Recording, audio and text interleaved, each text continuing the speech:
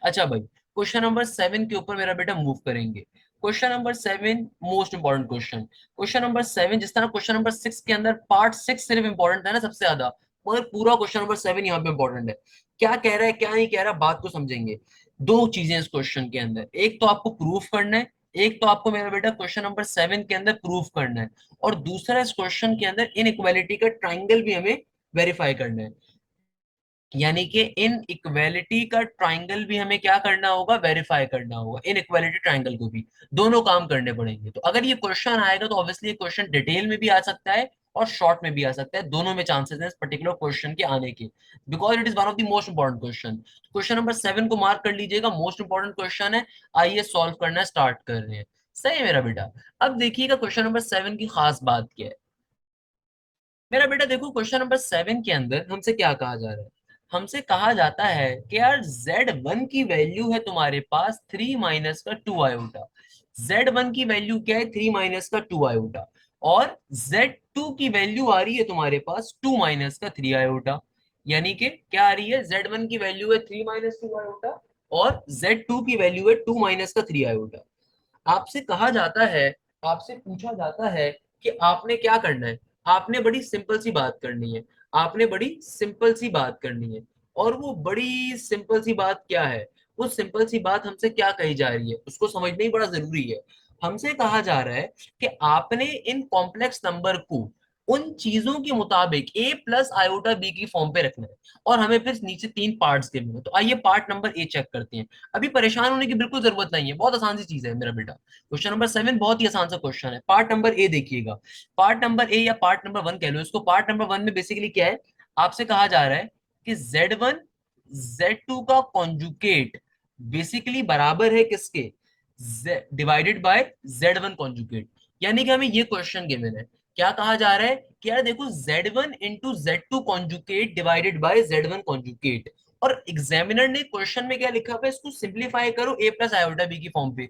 ये एग्जामिनर सिर्फ तुम्हें कंफ्यूज कर रहा है, तुमने कुछ भी नहीं करना मेरा बेटा। तुमने सिंपली क्वेश्चन को सॉल्व करना है, बगैर कुछ सोचे समझे, बगैर परेशान हुए, बगैर। तो इस क्वेश्चन में आपको सिर्फ कंफ्यूजन दी हुई है। आप अगर क्वेश्चन को देखो तो क्वेश्चन थोड़ा लंबा जरूर होगा, मगर करना बहुत सिंपल सा काम है, अब तो करते भी आ रहे हैं। हाँ, ये इनइक्वालिटी ट्रायंगल वाली चीज ये पार्ट बी है, इसको हम मेन क्वेश्चन सॉल्व कर लेंगे तब समझाऊंगा क्या चीज है। क्लियर है मेरा बेटा। आइए जरा भी क्वेश्चन देखते हैं। क्वेश्चन बहुत ही मजे का, इंटरेस्टिंग। तो कैसे सॉल्व करोगे, देखो अगेन सबसे पहला काम क्या है, बहुत ही आसान सा काम है। सबसे पहले आप Z1 Z2 को लिख दोगे। Z1 की देखो वैल्यू आपको क्वेश्चन में गिवन है 3 माइनस का 2 आयोटा। और मेरे प्यारे बच्चों, आपको Z2 की वैल्यू गिवन है क्वेश्चन के अंदर 2 माइनस का 3 आयोटा। सही है ना मेरा बेटा। Z1 गिवन है 3 माइनस 2 आयोटा और Z2 गिवन है 2 माइनस का 3 आयोटा। अब देखो मुझे इस चीज को सिंप्लीफाई करना है। Z1 into Z2 conjugate divided by Z1 conjugate. तो सबसे पहले देखो मैं Z1 कॉन्जुकेट फाइंड कर लूंगा। Z1 कॉन्जुकेट क्या होगा, कॉन्जुकेट के मायने इमेजिनरी टर्म का साइन कन्वर्ट करना, तो क्या बन जाएगा 3 प्लस का 2 आयोटा। और Z2 कॉन्जुकेट क्या होगा मेरा बेटा, ये होगा 2 प्लस का 3 आयोटा। तो आइए जरा इसको मेन क्वेश्चन में डाल देते हैं इसके अंदर। तो मेरा बेटा हमें, as we have to simplify this thing, as we know that, हमें क्वेश्चन में ये क्वेश्चन गिवन है। क्वेश्चन क्या गिवन है, Z1 into Z2 conjugate divided by Z1 का कॉन्जुकेट। क्लियर है मेरा बेटा। अच्छा, अब गौर से देखो, आपको Z1 की वैल्यू क्या गिवन है। Z1 की वैल्यू गिवन है 3 माइनस का 2 आयोटा। आपको मल्टीप्लाई करवाना है इसको Z2 कॉन्जुकेट से। किससे मल्टीप्लाई करवाना है, Z2 कॉन्जुगेट से। Z2 कॉन्जुगेट की वैल्यू क्या है, 2 प्लस का 3 आयोटा। और इस कंप्लीट टर्म को आपने डिवाइड करवाना है किसके साथ, Z1 कॉन्जुगेट से। Z1 कॉन्जुगेट से, Z1 conjugate is basically 3 plus का 2 आयोटा। तो आपने बड़े ध्यान के साथ ये चीजें उतारनी है। तभी मैंने देखो जानबूझ के मैंने क्वेश्चन यहाँ पे लिखा था, मुझे पता था अगर ऊपर चला गया ना कंफ्यूज हो जाओगे। देखो Z1 की वैल्यू लिखी, Z1 की वैल्यू 3 माइनस 2 आयोटा। फिर Z2 कॉन्जुगेट की वैल्यू से मल्टीप्लाई करना है, तो Z2 conjugate is 2 plus 3 iota. और डिवाइड करवाना है Z1 कॉन्जुगेट से जो कि 3 प्लस 2 आयोटा है। तो पहले ऊपर वाले टर्म्स को आपस में डिवाइड करवा दो भाई। तो ये क्वेश्चन बड़ा इंपॉर्टेंट है, question number 7 is the most important question, mark कर लीजिएगा अपने पास। गारंटी देता हूँ पेपर में आएगा इसमें से एक क्वेश्चन लास्ट में। अब देखो 3 जाके सिंपली जब 2 से मल्टीप्लाई होगा तो मेरा बेटा 3 2 6 बन जाएगा। ये 3 जाके जब 3 आयोटा से मल्टीप्लाई होगा तो क्या बन जाएगा, प्लस का 9 आयोटा। ये माइनस का 2 आयोटा जाके जब 2 से मल्टीप्लाई होगा तो क्या बन जाएगा मेरा बेटा, माइनस का 4 आयोटा। फिर ये माइनस का 2 आयोटा जाके प्लस 3 आयोटा से मल्टीप्लाई होगा तो क्या बन जाएगा, माइनस का 6 आयोटा स्क्वायर। और डिवीजन का साइन एज इट इज का एज इट इज। और फिर क्या है मेरे पास, फिर मेरे पास सिंपली मौजूद है 3 प्लस का 2 आयोटा नीचे डिवीजन के अंदर। अच्छा, equal to as it is. मेरा बेटा देखो 6 का 6 एज इट इज। 9 आयोटा में से अगर 4 आयोटा को माइनस कर दिया, यानी कि 9 में से अगर 4 निकाल दो, भाई सिंपल सी बात है, 9 में से 4 जाएंगे तो ऑब्वियसली 5 बचेगा, 5 आयोटा। और आयोटा स्क्वायर बराबर होते हैं माइनस वन के, तो माइनस माइनस क्या हो गया, प्लस का 6 हो गया। तो मेरे प्यारे बच्चों नीचे डिवीजन में क्या आ रहा है, डिवीजन में आ रहा है 3 प्लस का 2 आयोटा। सही है ना मेरा बेटा। तो अब ये क्या बन गया, अब ये सिंपल तरीके से बन गया 6 प्लस 6 इज बेसिकली 12। 12 प्लस का 5 आयोटा। और डिवीजन में क्या है, 3 प्लस का 2 आयोटा। अभी भी क्वेश्चन सॉल्व नहीं हुआ, आपने इसको फर्दर सिंप्लीफाई करना है। अभी तो खाली आपने क्वेश्चन को यहां तक सॉल्व कर लिया, क्वेश्चन को यहां तक आपने सॉल्व कर लिया, यानी कि अभी आपने ऊपर वाली दोनों टर्म्स को मल्टीप्लाई कर लिया। फाइनली अब आपका क्वेश्चन ये बन गया। इसको फर्दर भी सॉल्व करेंगे क्योंकि एग्जामिनर ने, अब जरा बात समझिएगा, जो क्वेश्चन में एग्जामिनर ने लिखा हुआ है ना कि ए प्लस आयोटा बी की फॉर्म पे कन्वर्ट करो, इसका मतलब क्या है, आपने क्वेश्चन को बिल्कुल लास्ट वैल्यू तक सिंप्लीफाई करते हुए लेके जाना है। ए प्लस आयोटा बी का मतलब ही क्या दिया है क्वेश्चन ने, क्वेश्चन में क्या कह रहे हैं कि भाई इसको कहां तक एक्सप्रेस करो, यानी कि ए प्लस आयोटा बी में एक्सप्रेस करो। इसका मतलब ये है कि भाई स्टॉप नहीं होना, ये भी फर्दर सॉल्व हो सकता है। सिंपल डिवाइड करो दोनों कॉम्प्लेक्स नंबर को, और बिल्कुल जब आखिरी में रियल पार्ट और इमेजिनरी पार्ट अलग अलग हो जाए तब जाके तुम्हारा क्वेश्चन कंप्लीटली सॉल्व होगा। इसीलिए मैंने कहा ये क्वेश्चन इंपॉर्टेंट है, क्योंकि अगर आपको लग रहा है कि अभी सॉल्व हो गया, तो बेटा अभी सॉल्व नहीं हुआ। अब आपको ये दो कॉम्प्लेक्स नंबर साफ दिख रहे हैं कि ये दो कॉम्प्लेक्स नंबर सिंप्लीफाई होकर मिल गए, यानी कि जब आपने इनको आपस में सिंप्लीफाई करा, क्वेश्चन को थोड़ा सॉल्व करा ना आपने, जब क्या करा मेरा बेटा, इस क्वेश्चन को थोड़ा सा सॉल्व करा, आपने ऊपर वाली टर्म्स को मल्टीप्लाई कर दिया और सिंप्लीफाई कर दिया, तो आपको फाइनली ये दो कॉम्प्लेक्स नंबर मिल गए बेसिकली, जो आपस में डिवाइड हो रही है।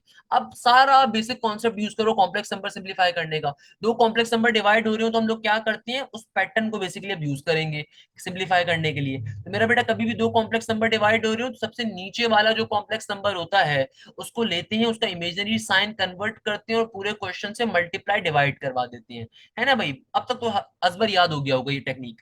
मेरा बेटा ऊपर क्या बन जाएगा, ऊपर हो जाएगा 12 प्लस का 5 आयोटा इंटू 3 माइनस का 2 आयोटा। और इसको डिवाइड करवा देंगे किसके साथ, 3 प्लस के 2 आयोटा के साथ इंटू 3 माइनस के 2 आयोटा के साथ। क्लियर है मेरा बेटा।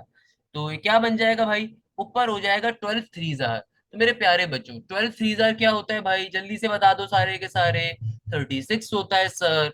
12 टू जार क्या होता है मेरे प्यारे बच्चों, 24 आयोटा होता है। और सिंपली ये 5 आयोटा जाके जब 3 से मल्टीप्लाई होगा तो क्या बन जाएगा, 5 थ्री जार 15 आयोटा। क्या बन जाएगा, 5 थ्री जार 15 आयोटा।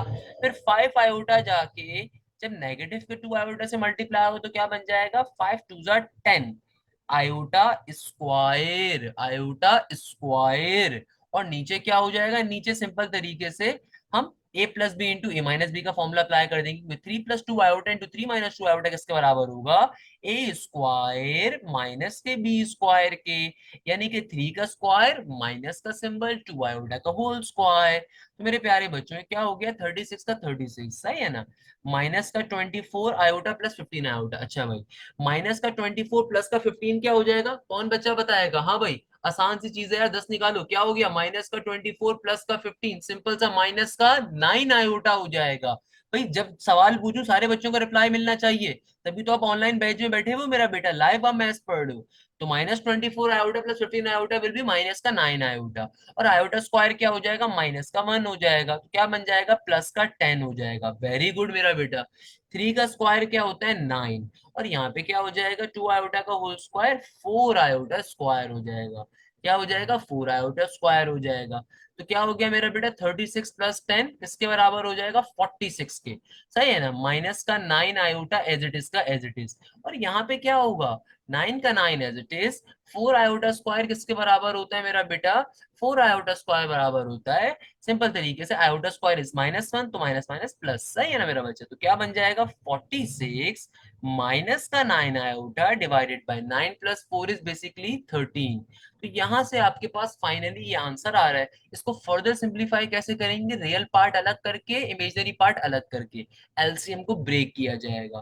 तो क्या बन जाएगा, 46 डिवाइडेड बाय 13 माइनस का 9 डिवाइडेड बाय 13 आयोटा। इस तरीके से हमने इसको ब्रेक डाउन कर दिया।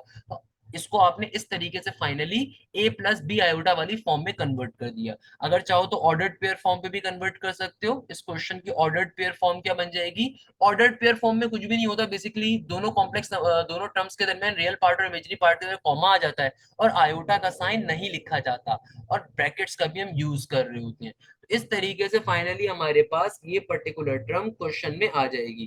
क्लियर है मेरा बेटा, ये फाइनली हमारा आंसर होगा। हमारा आंसर बेसिकली ये वाली टर्म होगी, क्योंकि क्वेश्चन में हमसे क्या कहा जा रहा है, a + b आयोटा की फॉर्म में लिखना, यानी कि रियल पार्ट अलग हो इमेजिनरी पार्ट अलग हो। तो हमने इस तरीके से कर दिया। इस तरीके से क्वेश्चन क्या हो गया, फाइनली सॉल्व हो गया। तो बेटा क्वेश्चन नंबर 7 को मार्क कर लीजिएगा। मोस्ट इंपॉर्टेंट क्वेश्चन है क्वेश्चन नंबर 7। अच्छा, अब क्वेश्चन नंबर 7 का अभी एक पार्ट रहता है। क्वेश्चन नंबर 7 के अंदर आपसे एक और चीज भी कही जा रही थी, और वो चीज पता है क्या थी, आपसे कहा जा रहा है triangle in equality of complex number, यानी कि वेरीफाई करना है हमें क्या चीज, triangle of inequality of a complex number. तो मैं कोशिश करता हूँ कि पार्ट बी को ऊपर ही सॉल्व कर दूं, ताकि आपको बात क्लियर हो जाए। ऑल्दो अगर पेपर में क्वेश्चन आएगा ना मेरा बेटा, तो आप क्या करोगे बता चुका हूँ भाई, नेक्स्ट लाइन पे जाके आपने सॉल्व करना है। आप लोगों ने खुदारा नेक्स्ट लाइन के ऊपर सॉल्व करना है, आप लोगों ने सामने नहीं करना है मेरा बेटा, क्योंकि आप लोग जो ये बोर्ड की कॉपी है ना, इसके पैसे भरते हो मेरा बेटा, ये जो टैक्स भरते हो ना, ये आपको गवर्नमेंट को टैक्स जो जा रहा है, ये इसी बात का जा रहा है। सही है ना मेरा बच्चा, ये इसी बात के ऊपर जा रहा है। तो मैं आपको यहीं पे क्वेश्चन नंबर पार्ट बी करके दिखा देता हूँ। आसान सा पार्ट है, कोई इतना मुश्किल नहीं है। अब देखो क्या कहा जा रहा है, पार्ट बी। पार्ट बी में क्वेश्चन नंबर 7, पार्ट 7 के 1 के बी के अंदर हमसे क्या कहा जा रहा है, कि हमें वेरीफाई करना है ट्राइंगल ऑफ इनइक्वालिटी को। अब ये ट्राइंगल ऑफ इनइक्वालिटी क्या है मेरा बेटा, ये आसान सा ट्राइंगल होता है, आसान सा एक कॉम्प्लेक्स नंबर की प्रॉपर्टी कह लो इसको। क्या है भाई, ट्राइंगल ऑफ इनइक्वालिटी की वेरिफिकेशन। इसको मैं यहाँ पे लिख देता हूँ, वेरीफाई ट्राइंगल ऑफ इनइक्वालिटी। ये बहुत आसान सी चीज है भाई, इसको लेके तो कभी परेशान मत होइएगा। बच्चा इसको लेके परेशान हो रहे थे, सर पता नहीं इतनी मुश्किल चीज आ गई, अबे बहुत ही आसान चीज है। तो ट्राइंगल ऑफ इनइक्वालिटी को आपने क्या करना है, सिंपली वेरीफाई करना है। तो भाई ट्राइंगल ऑफ इनइक्वालिटी होता क्या है, पहले मैं ट्राइंगल ऑफ इनइक्वालिटी को यहाँ पे लिख देता हूँ, ताकि आप तमाम लोग समझ लें होता क्या है। भाई ये एक ऐसा पर्टिकुलर थ्योरम है जो कि वेरीफाई करता है डिफरेंट मॉड्स ऑफ मॉडुलस के, यानी कि डिफरेंट स्ट्रक्चर्स ऑफ मॉडुलस को वेरीफाई करने के लिए यूज हो रहा है। कैसे, फॉर एग्जाम्पल अगर मैं कहूं, अल्लाह भला करे अल्लाह भला करे अल्लाह भला करे, Z1 मॉडुलस माइनस का Z2 मॉडुलस, ये बेसिकली छोटा है किसके मुकाबले में, Z1 + Z2 के कंबाइन मॉडुलस से, और ये इससे भी छोटा है Z1 + Z2 के इंडिविजुअल मॉडुलस से। ये जो मैंने आपके सामने तीन तरह की टर्म्स लिखी हैं, तीन तरह की चीजें लिखी हैं ना, इनको बेसिकली हम कहते हैं कॉम्प्लेक्स नंबर के अंदर ट्राइंगल ऑफ इनइक्वालिटीज। ये क्या वेरीफाई करवाना शो कर रहा है, और उसके रट्टे नहीं मारने। मैं अक्सर बच्चे देखता हूँ मैथ्स के अंदर कुछ चीजों के रट्टे मार रहे होते हैं, बेटा ये बहुत आसान चीज है, इसके रट्टे मत मारना, इसको वैसे ही समझ लो। भाई ये सिंपल सी बात कर रहे हैं, देखो बात समझिएगा, और ये चीज हम वैसे प्रूव भी करते हुए आ रहे हैं अभी तक। ये कह रहा है कि यार तुम अगर कभी भी दो कॉम्प्लेक्स नंबर है अगर तुम्हारे पास, अगर तुम उनका इंडिविजुअल मॉडुलस निकालो, अगर तुम उनका क्या निकालो, इंडिविजुअल मॉडुलस निकालो, और फिर उन्हें आपस में ऐड करवा दो, तो ये जो वैल्यू होगी, ये या तो बराबर होगी या बड़ी होगी। इस सिंबल का मतलब क्या होता है मेरा बेटा, इस सिंबल को मैथ्स के अंदर क्या कहते हैं, ग्रेटर देन इक्वल। क्या कहते हैं मेरा बेटा इसको, greater than equal. Greater than equal, यानी कि इसका मतलब ग्रेटर भी हो सकती है बराबर भी हो सकती है। यानी कि आपसे क्या कहा जा रहा है, आपसे कहा जा रहा है कि यार देखो तुम्हारे पास कभी भी Z1 और Z2 अगर दो कॉम्प्लेक्स नंबर गिवन है, अभी मैं इसको वेरीफाई करके भी आपको दिखाऊंगा। अगर आपको दो कॉम्प्लेक्स नंबर गिवन है, आप इनका अगर इंडिविजुअल मॉडुलस निकालने के बाद उन्हें ऐड करवाओ, तो या तो आपकी वैल्यू बराबर होगी, किसके बराबर होगी, Z1 प्लस Z2 के कंबाइंड मॉडुलस के, या फिर उनसे हमेशा बड़ी होगी। कुछ केसेस ऐसे होते हैं इसमें बड़ी भी आ जाती है। और किससे बड़ी होगी, Z1 प्लस Z2 के मॉडुलस से। तो ये पहली चीज कह रहा है, और फिर आगे भी कह रहा है, बात खत्म नहीं हुई। फिर आगे कहता है कि यार ये Z1 प्लस Z2 का जो कंबाइंड मॉडुलस होगा ना, ये हमेशा बड़ा होगा या बराबर होगा अगर मैं दो कॉम्प्लेक्स नंबर का इंडिविजुअल मॉडुलस निकालने के बाद उन्हें आपस में सबट्रैक्ट करवा दूं। तो जाहिर सी बात है क्या होगा, उससे बड़ा होगा।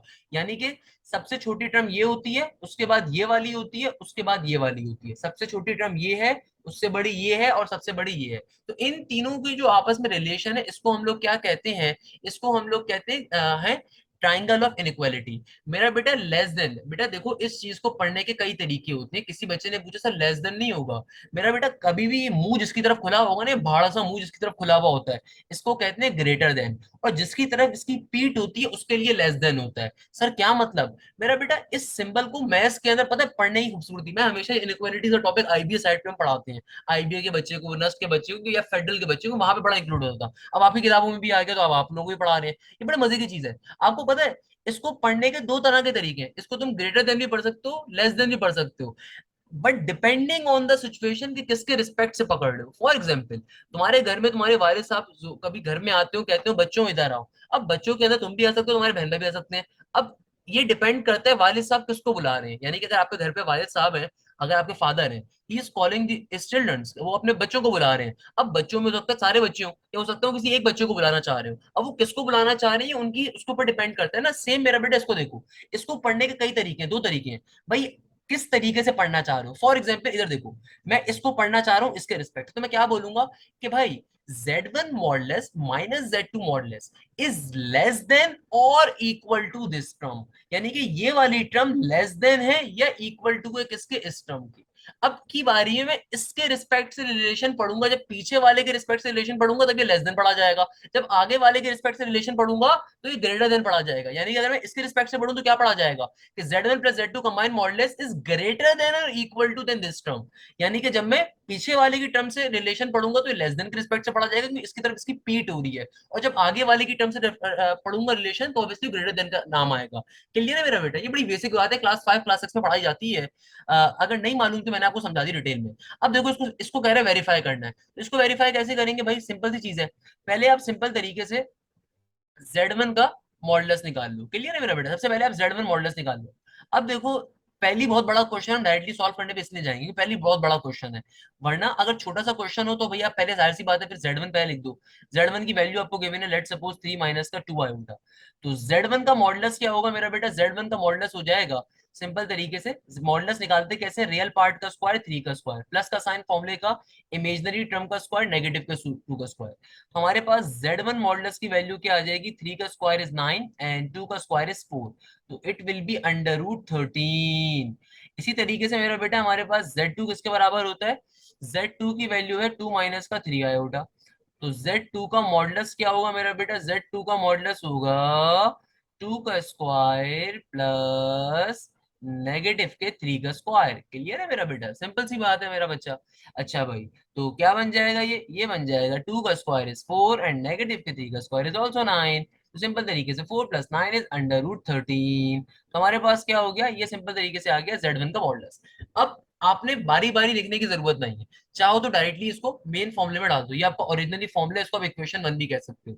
यानी कि जो आपने इक्वेशन लिखी है ना ट्राइंगल और इक्वालिटी की, इसको डायरेक्टली इक्वेशन 1 कह दो और सारी वैल्यूज को इसी में एक साथ डाल देंगे। अब देखो मेरे पास मेरा बेटा Z1 की सिंपल मेरे पास क्या आई, Z1 की वैल्यू Z2 की वैल्यू थी ना, Z1 की वैल्यू क्या आ रही है रूट 13 और Z2 की वैल्यू रूट 13 आ रही है। तो क्या बन जाएगा मेरा बेटा, Z1 मॉडुलस ऑफ Z1 की वैल्यू क्या हो जाएगी, पुटिंग वैल्यूज, उसको यहाँ पे लिख देता हूँ, पुटिंग वैल्यूज इन इक्वेशन 1। यानी कि Z1 मॉडुलस Z2 की वैल्यू को इक्वेशन 1 में पुट कर रहा हूं मैं, putting values in equation number 1। Clear है मेरा बेटा, तो देखो Z1 मॉडुलस की वैल्यू क्या है, Z1 मॉडुलस की वैल्यू है अंडर रूट 13, माइनस का साइन देखो यहाँ पे माइनस का साइन है ना, और Z2 मॉडुलस की वैल्यू क्या है, ये भी अंडर रूट 13 है, और फिर ये लेसर देन इक्वल टू का साइन। सही है, आगे क्या है, Z1 प्लस Z2। अच्छा, अब इसको फाइंड करना है, अभी हमने फाइंड किया ही नहीं था इसको, तो भाई Z1 की सिंपल वैल्यू डाल दो। Z1 की वैल्यू क्या है, 3 माइनस का 2 आयोटा, प्लस का सिंबल है। और फिर Z2 की वैल्यू क्या है, Z2 की वैल्यू आ रही है 2 माइनस का 3 आयोटा, ये मॉडुलस का सिंबल है, इधर इसका मॉडुलस लेंगे होंगे हम लोग। बारी बारी लेने की जरूरत नहीं है, क्योंकि क्वेश्चन ऑलरेडी बहुत लंबा है, तो बेटा बारी बारी सॉल्व करने की जरूरत नहीं है। जिन स्टेप्स को मैं फॉलो कर रहा हूँ उन्हीं स्टेप्स को फॉलो करिएगा, आपके पेपर के अंदर पूरे नंबर मिलेंगे इंशाल्लाह इजीली। अच्छा, अब यहाँ पे क्या कह रहे हैं आगे, Z1 modulus plus Z2 modulus. Z1 modulus क्या है, ये है अंडर रूट 13, अभी सॉल्व करा ना मेरा बेटा, ये रहा Z1 मॉडुलस और ये रहा Z2 मॉडुलस। तो Z2 मॉडुलस की वैल्यू क्या है, ये भी √13 है। अब इसको डायरेक्टली सिंप्लीफाई कर लो, आंसर आ जाएगा। देखो √13 में से √13 चला जाएगा तो क्या बचेगा, 0 बच जाएगा, लेसर देन इक्वल टू का सिंबल। और यहाँ पे पहले इनका मॉडुलस लेना पड़ जाएगा, तो क्या बन जाएगा भाई, रियल पार्ट यहाँ पे क्या बन गया, 3 + 2 क्या हो जाएगा, देखो 5 हो जाएगा। रियल पार्ट क्या है 5, तो 5 का स्क्वायर हो गया। मैं डायरेक्टली करके बता रहा हूँ क्योंकि आपको डायरेक्टली करना आना चाहिए, क्योंकि बहुत छोटी सी चीज है। फिर इनको सिंप्लीफाई करोगे तो रियल पार्ट क्या बन गया, 3 + 2 5 बन गया, तो 5 का स्क्वायर हो गया, मॉडुलस का फॉर्मूला रियल पार्ट का स्क्वायर। और इमेजिनरी टर्म क्या हो जाएगी, -2 आयोटा, -3 आयोटा क्या हो जाएगा, -5 आयोटा। तो -5 का होल स्क्वायर हो जाएगा। Again less than equal to का सिंबल, आगे क्या है, √13 + √13। मेरा बेटा √13 + √13 किसके बराबर आ जाएगा, ये आ जाएगा 2 इंटू अंडर रूट 13 के बराबर। किसके बराबर आ जाएगा, सिंपली 2 इंटू √13 के बराबर। देखो जीरो का जीरो एज इट इज, ये लेस देन इक्वल टू का सिंबल। यहाँ पे क्या आ रहा है, सिंपली 5 का स्क्वायर, 5 का स्क्वायर क्या होता है 25, प्लस का साइन, नेगेटिव के 5 का स्क्वायर क्या होगा, ये भी 25 के बराबर होगा। Again less than equal to का सिंबल, 2 इंटू √13। देखो जीरो का zero as it is, less than equal to का सिंबल। अब सिंपल तरीके से अंडर रूट 50 की वैल्यू निकाल लीजिए, मुझे तो मालूम है भाई। अंडर रूट 50 की वैल्यू क्या हो जाएगी, अंडर रूट 50 किसके बराबर होगी मेरा बेटा, आई गेस 5 अंडर रूट 2 के बराबर होगी।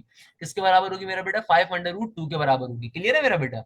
और यहाँ पे क्या हो जाएगा, सिंपली 2 अंडर रूट 13। अब गौर से देखिए, आपको बेसिकली इस रिलेशन को प्रूव करना था, तो हमने जब तमाम वैल्यूज को यहाँ पे डाला, तो हमारे पास, गौर से देखो, क्या ये रिलेशन प्रूव हो रहा है नहीं हो रहा। हम ये कैसे प्रूव करेंगे रिलेशन वेरीफाई हो रहा है नहीं हो रहा, वैल्यूज को देख के। देखो सबसे बड़ी वैल्यू क्या मिली, 2 इंटू √13। आप चेक कर लीजिए, 2 इंटू √13 का जो भी आंसर होगा, 2 इंटू √13 का आंसर क्या होगा मेरा बेटा, ये होगा 7.21। आपके पास कैलकुलेटर मौजूद है ना मेरा बेटा, चेक कर लो किसके बराबर होगा, 7.21 के बराबर होगा। इसी तरीके से 5 अंडर रूट 2 का जो आंसर होगा, ये बराबर होता है 7.07 के, और लास्ट में जीरो। तो देखो सबसे बड़ी वैल्यू आपको 7.21 मिल रही है, फिर आपको 7.07 मिल रही है, और लास्ट में आपको जीरो मिल रही है। यानी कि ट्राइंगल ऑफ इनइक्वालिटी को हम लोगों ने वेरीफाई कर लिया, हेंस वेरीफाइड। कैसे वेरीफाई करा, देखो बहुत आसान सी चीज है, कि आपको सिर्फ ये फॉर्मूला याद होना चाहिए। आपने सिंपल मॉडुलसेस को, Z1 Z2 की वैल्यूज को यहाँ पे पुट करा, सिंप्लीफाई करा। आपने भाई इस सिंबल को देख के, अक्सर बच्चा एक तो परेशान हो जाता है, आपने इसको देख के परेशान नहीं होना। आपने अपना सॉल्व करते हुए जाना है, इसको बस साथ साथ लेके चलोगे, अपना सॉल्व करते हुए लेके जाओ। देखो ये साथ साथ ही चल रहा है, इसको हमने कुछ भी नहीं छेड़ा, ये अपना साथ साथ चल रहा है, इसको नहीं छेड़ना आपने। सही है, अपना साथ साथ लेके मैं चला, सिंप्लीफाई करा, तो देखो मेरे पास जो ट्राइंगल ऑफ इनइक्वालिटी था वेरीफाई हो गया। यानी कि ये वाली जो वैल्यू है ये सबसे बड़ी आई, उसके बाद ये वैल्यू आई, और सबसे छोटी वैल्यू कौन सी है, ये वाली आई। इस तरीके से पूरा क्वेश्चन नंबर 7 का पार्ट 1 अभी सिर्फ सॉल्व कर लिया। जल्दी से बताओ, इस पूरे क्वेश्चन में कोई मसला, कोई परेशानी, कोई प्रॉब्लम। तो भाई क्वेश्चन नंबर 7 का पार्ट नंबर 2 अब आप लोग सॉल्व करने की सिर्फ कोशिश कर लो मेरा बेटा, कोशिश कर लो, कोई मसले की बात नहीं है, जल्दी से। क्वेश्चन नंबर 7 का पार्ट नंबर 2, मुझे तमाम बच्चों से इसका आंसर चाहिए। I am giving you just 5 minutes, मैं आप लोगों को 5 मिनट्स का टाइम दूंगा। आपने इस क्वेश्चन को सॉल्व करने की कोशिश करनी है। बिल्कुल लास्ट क्वेश्चन जैसा क्वेश्चन आ रहा है, क्या है, Z1 conjugate into Z2 divided by Z2 का कॉन्जुगेट। अबे भाई बिल्कुल लास्ट जो अभी 7 का पार्ट 1 किया ना, बिल्कुल वो क्वेश्चन छाप के आया हुआ है, बिल्कुल सेम क्वेश्चन है 7 के पार्ट 1 जैसा। इसको सॉल्व करेंगे खुद से आप तमाम के तमाम बच्चे, जल्दी से, शाबाश। I am giving you 5 minutes, तमाम बच्चे वीडियो को, जो बच्चे बाद में देखेंगे वीडियो को स्टॉप करेंगे, और अभी के बच्चों को मैं 5 मिनट का टाइम दे रहा हूँ। सबने खुद से सॉल्व करना है, कोई किसी से पूछेगा नहीं, मुझे सारे आंसर्स अपने सेंड करोगे यहाँ पे। अच्छा भाई, तो अभी जो आपको क्वेश्चन नंबर 7 का पार्ट नंबर 2 था, मैंने सॉल्व करने के लिए दिया, ये एज एन आपका होमवर्क था। और आई होप तमाम बच्चों ने सॉल्व कर लिया होगा। मेरे पास आंसर्स आ चुके हैं, 9 डिवाइड बाय 13 कॉमा नेगेटिव का 46 डिवाइडेड बाय 13 आयोटा। ओके, सही है, सही आंसर है, वेरी गुड। तो मेरे ख्याल में यही इसका आंसर होगा, है ना भाई, ये आंसर आ रहा है। हाँ एग्जैक्टली, ओके। क्वेश्चन नंबर 7 का पार्ट नंबर 3, जो कि पार्ट 1 और पार्ट 2 के मुकाबले में थोड़ा सा डिफरेंट है ऑल्दो उसी टाइप का, इसको मैं सॉल्व करवा देता हूँ। With triangle of inequality as well. तो भाई सिंपल सा पार्ट है, क्वेश्चन नंबर 7 का पार्ट नंबर 2 होमवर्क है, तो बेटा मैं सॉल्व नहीं करवाऊंगा, मैंने आप लोगों को खुद से करने के लिए तभी दिया हुआ है। पार्ट नंबर 3 मैं आप लोगों को सॉल्व करवा दूंगा मेरा बेटा, आसान सा क्वेश्चन है, मजे का क्वेश्चन है, not easy but it is a good question. क्या कह रहे हैं मेरा बेटा इस क्वेश्चन के अंदर, देखो आपको क्वेश्चन गिवन है Z1 into Z2 और इनका कॉन्जुगेट गिवन है, सही है ना, और नीचे डिवीजन में क्या है, डिवीजन में सिंपल Z1 डिवाइड हो रहा है। तो आइए मेरा बेटा सॉल्व कर लेंगे। सबसे पहले आप Z1 की वैल्यू को लिख दो। Z1 की वैल्यू क्या आ रही है, 3 माइनस का 2 आयोटा। एंड Z2 की वैल्यू क्या आ रही है मेरा बेटा, Z2 की वैल्यू आ रही है 2 माइनस का 3 आयोटा। सही है ना भाई। तो सबसे पहले क्या करना है, Z1 Z2 को मल्टीप्लाई करके उनका कॉन्जुगेट लेना है। सबसे पहले क्या करेंगे भाई, Z1 Z2 को सिंपली मल्टीप्लाई करना है ना भाई। तो Z1 की देखो वैल्यू है 3 माइनस का 2 आयोटा, इसको मल्टीप्लाई करवाना है बेसिकली किसके साथ, Z2 के साथ, जो कि क्या है 2 माइनस का 3 आयोटा। तो मेरे प्यारे बच्चों सिंपल तरीके से मल्टीप्लाई करेंगे, मल्टीप्लाई करना आप तमाम लोगों को सिखाया हुआ है। 3 2 जार क्या हो जाएगा, 6 हो जाएगा, सही है ना। 3 into 3 क्या हो जाएगा, नेगेटिव का 9 आयोटा हो जाएगा। नेगेटिव का 2 आयोटा 2 से मल्टीप्लाई होगा तो क्या बन जाएगा, नेगेटिव का 4 आयोटा। नेगेटिव का 2 आयोटा नेगेटिव का 3 आयोटा से मल्टीप्लाई होगा तो नेगेटिव नेगेटिव प्लस का 6 आयोटा स्क्वायर बन जाएगा। क्लियर है मेरे प्यारे बच्चों। और नीचे डिवीजन में क्या हो जाएगा भाई, डिवीजन के अंदर हो जाएगा, इस तरीके से हम लोगों ने क्या करा, इन तमाम की तमाम वैल्यूज को आपस में मल्टीप्लाई करवा दिया। 3 2 जार 6 हो गया, 3 जाके नेगेटिव के 3 आयोटा से मल्टीप्लाई हुआ तो नेगेटिव का 9 आयोटा हो गया। नेगेटिव का 2 आयोटा 2 से मल्टीप्लाई हुआ तो नेगेटिव का 4 आयोटा है। नेगेटिव का 2 आयोटा जब नेगेटिव के 3 आयोटा से मल्टीप्लाई हुआ तो नेगेटिव का प्लस का 6 आयोटा स्क्वायर। तो ये क्या बन गया मेरा बेटा, 6 का 6 एज इट इज।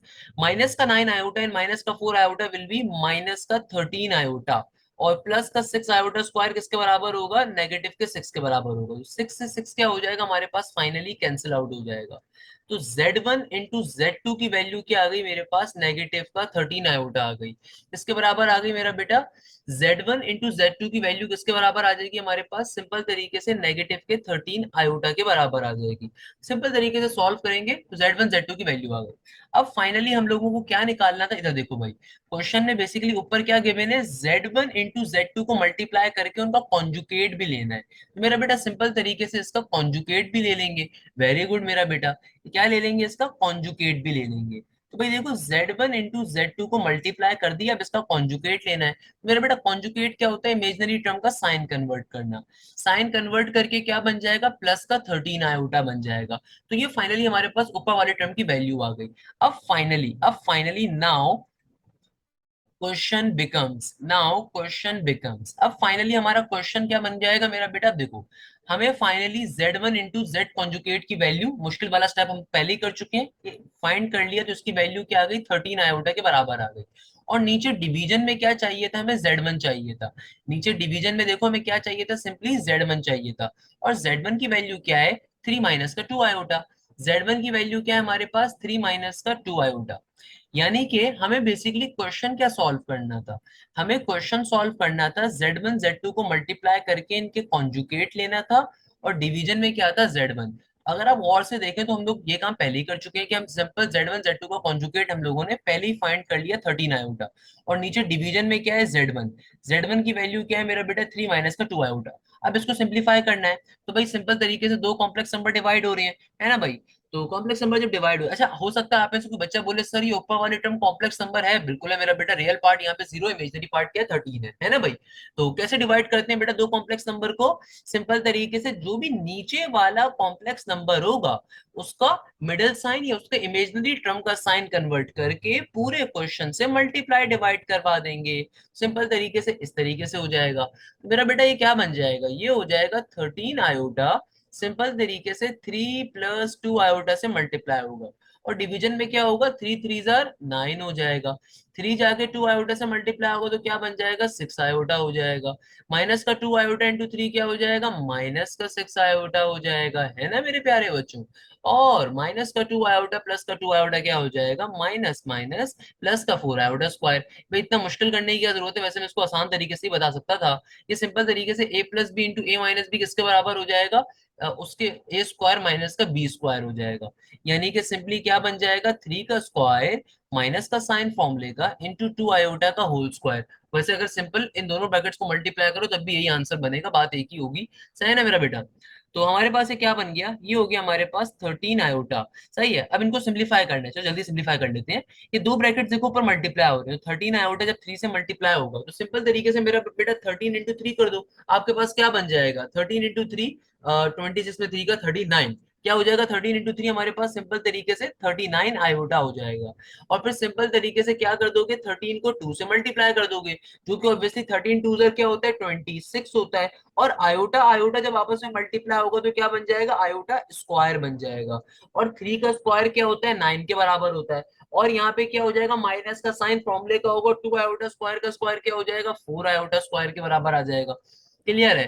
तो भाई ये क्या बन गया, देखो आयोटा स्क्वायर इज -1, तो बेसिकली ये हो गया, रियल पार्ट पहले लिखते हैं ना, तो -26 मैंने पहले लिख दिया, प्लस का 39 आयोटा एज इट इज। और देखो डिवीजन में क्या है, 9 का 9 एज इट इज, माइनस का 4 आयोटा स्क्वायर, 4 आयोटा स्क्वायर का मतलब क्या, माइनस माइनस प्लस का 4 हो जाएगा। तो मेरा बेटा सिंपल तरीके से ये हमने हमने क्या बना दिया, इसको इस तरीके से सिंप्लीफाई कर दिया। अब इसको फर्दर सॉल्व कर लोगे, क्या बन जाएगा, ये हो जाएगा -26 प्लस का 39 iota divided by 9 plus 4 is 13, 9 plus 4 is 13। तो मेरा मेरा बेटा सिंप्लीफाई कर लो इसको, सिंपली एलसीएम को ब्रेक कर देंगे। क्या बन जाएगा, नेगेटिव का 26 डिवाइडेड बाय 13 प्लस का 39 डिवाइडेड बाय 13 प्लस का 39 डिवाइडेड बाय 13। मेरा बेटा 13 वन जा 13, 13 टू जा 26, 13 वन जा 13, 13 थ्री जा 39। तो सिंपल तरीके से क्या हो गया, माइनस का 2 प्लस का 3 आयोटा।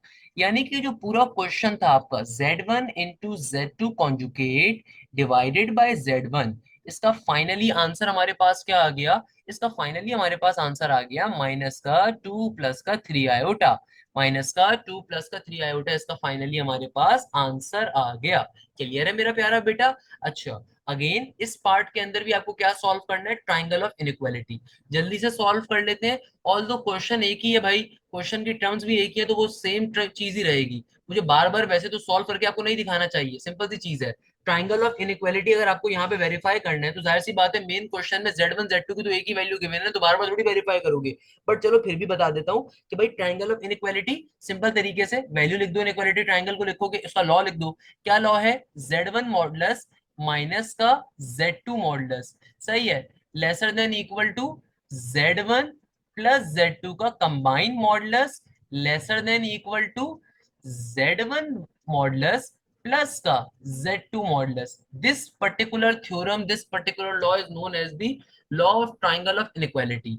अगेन क्वेश्चन में मेरा बेटा चूंकि Z1 और Z2 की वैल्यू सेम गिवन है, एक ही क्वेश्चन था आपका, सही है ना, ये उसके 3 डिफरेंट पार्ट्स है, तो Z1 Z2 आपको वही एक गिवन है, 3 माइनस का 2 आयोटा और 2 माइनस का 3 आयोटा। तो जब सॉल्व करोगे तो सेम आंसर आएगा। ये चीज पहले मैं सॉल्व करवा चुका हूँ, इसलिए दोबारा मुझे सॉल्व करवाने की जरूरत नहीं पड़ेगी। इसलिए नहीं पड़ेगी क्योंकि भाई Z1 Z2 की वही वैल्यूज गिवन है, तो यही वाला आपका जो पुराना वाला जो है ना, यही आपका चल रहा है यहाँ पे, दोबारा से आपको करने की जरूरत नहीं। हाँ, अगर Z1 और Z2 चेंज हो जाएगा तो ऑब्वियसली इसको दोबारा सॉल्व करते हैं हम लोग। क्लियर है मेरा बेटा। इस तरीके से फाइनली हमारा क्वेश्चन नंबर 7 मंतकी अंजाम पे पहुंचता है।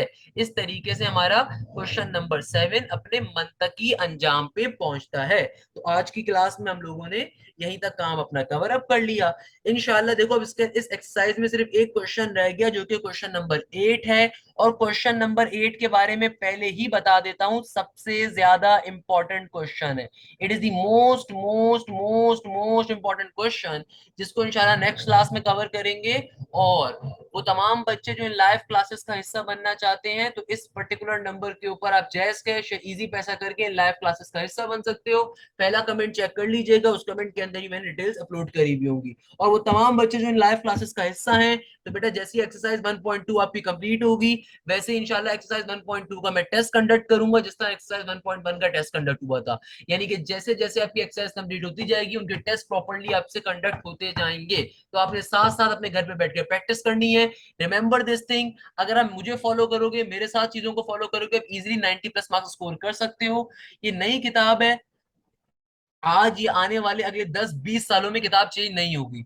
एक चीज बस आपको अपने जहन में रखनी है, और वो क्या है कि बेटा जो भी मैं क्लास में आपको काम कवर करवाता हूँ, खुदारा घर पे घर पे बैठ के एक दफा उस क्लास के वर्क को घर पे बैठ के एक दफा लाजमी करो, एक दफा देख कर। ये पीडीएफ फाइल मैं शेयर कर दूंगा ऑनलाइन बैच के अपने ग्रुप के अंदर, और बाकी जो बच्चे बाद में अगर देखते हैं तो उसको आप उतार भी सकते हो मेरा बेटा, सिंपल तरीके से वीडियो स्टॉप कर करके। सही है ना भाई? तो आपने करना क्या है मेरा बेटा, आप सिंपल तरीके से, इतनी मुश्किल चीज नहीं है, ये पूरी जो मैंने क्लास में काम कर रहा है उसको एक दफा घर पे बैठ के उतारो, देखो, समझो, और फिर वीकली जो भी आपका वीकेंड आए, आपके जो भी पर्टिकुलर वीकेंड्स हो उसके अंदर बैठ के, सैटरडे संडे वाले दिन बैठ के इन तमाम क्वेश्चंस को बैठ के लाजमी सॉल्व करो, पूरे पूरे चैप्टर्स को, जो होमवर्क दो उसको साथ साथ बैठ के करो। आप इजीली 90+ मार्क्स स्कोर कर सकते हो इंशाल्लाह। तो यहीं पे इस क्लास को एंड करते हैं क्वेश्चन नंबर 7 के साथ ही। जज़ाक अल्लाह, thank you so much. Hashim Jiya.